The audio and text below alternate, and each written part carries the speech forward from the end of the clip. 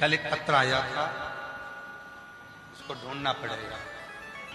उस पत्र में एक किसी भाई ने लिखा था कि मैं बाबा की कृपा से खूब उन्नति कर रहा हूं, आगे बढ़ रहा हूं, पर दुनिया के लोग, परिवार के लोग और भी मिलने वाले लोग मुझसे भी ईर्ष्या करने लगे। कोई मेरे ऊपर टोना करवाता है, कोई मुझे गाली देता है, कोई मुझे अपशब्द कहता है, कोई मुझे बद्दुआ देता है, कोई मुझे श्राप देता है, कोई मुझे कुछ कहता है। गुरुजी, उसने पत्र में लिखा था कि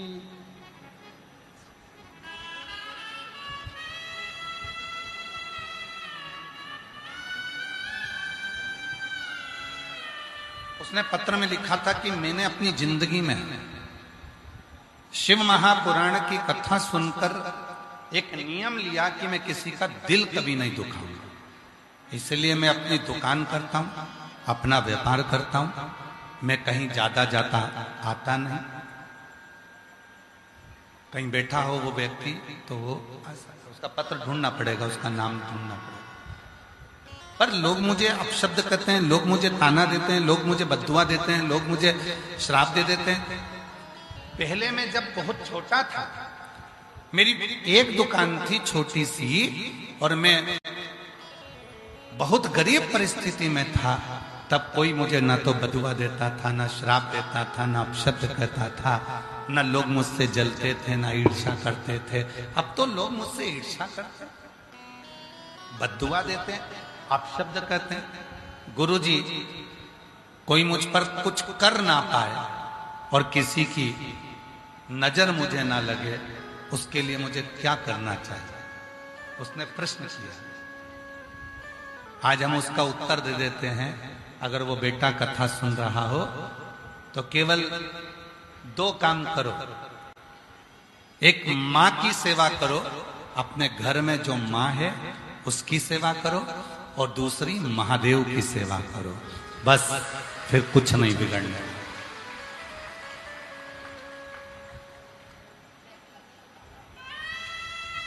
एक मां की सेवा करो, अपने घर में जो बुजुर्ग मां है उसकी सेवा करो, और दूसरा महादेव की सेवा करो। ये 2 ऐसे हैं जो आपको कभी जिंदगी में ना नजर लगने देंगे, ना कोई टोना होने देंगे, ना कोई टोटका होने देंगे, ना किसी की बद्दुआ लगने देंगे, ना किसी का श्राप लगने देंगे, और ना किसी की बुरी दृष्टि लगने देंगे। एक मां, एक महादेव। दो है।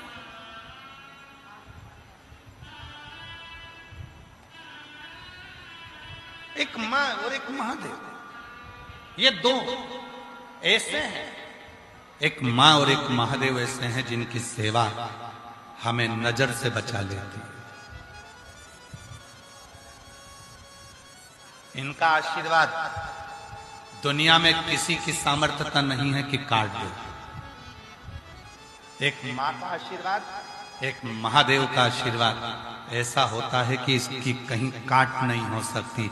दुनिया में कोई की सामर्थ्यता नहीं है कि मां और महादेव के आशीर्वाद को कोई काट दे।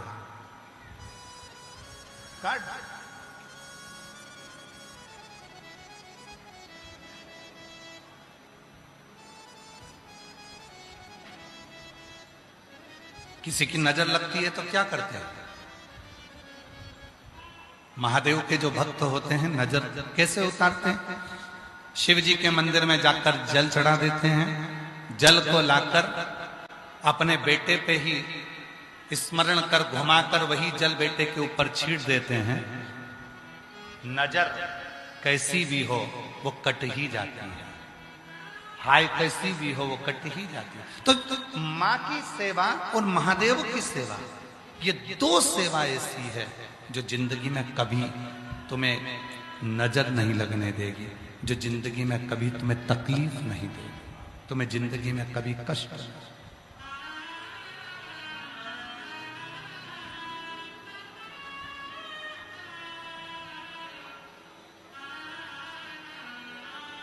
कर सेवा तू लगन लगाकर, मन में सच्चा भाव जगा कर और ही की आंखें खोलो रे, अब भोले के भोले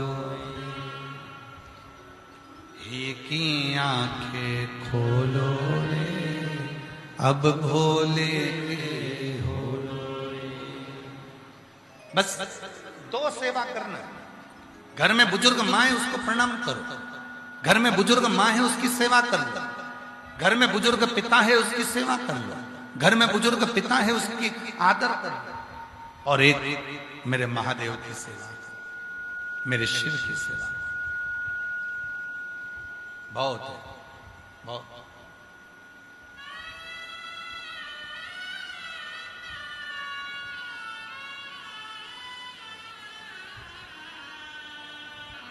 आपको मालूम है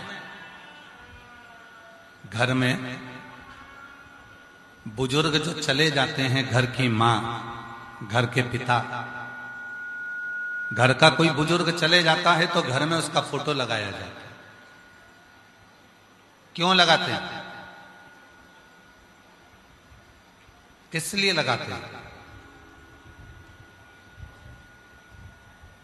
उनका फोटो देखेंगे तो हमें क्या मिलेगा? घर की बुजुर्ग मां, घर के बुजुर्ग पिता जब अपना देह त्याग कर चले जाते हैं तो उनका फोटो घर में लगा दिया जाता है। रोज भगवान को प्रणाम करते हैं तो हम उनको भी प्रणाम करते हैं। किस लिए करते हैं? दो चीजों के लिए। एक, पूर्वजों को प्रणाम करने से, पूर्वजों के चित्र को प्रणाम करने से चित्त और चरित्र दोनों श्रेष्ठ रहते हैं। अपने पितरों को, अपने पूर्वजों को, अपने गए हुए उन जीवों को प्रणाम करने से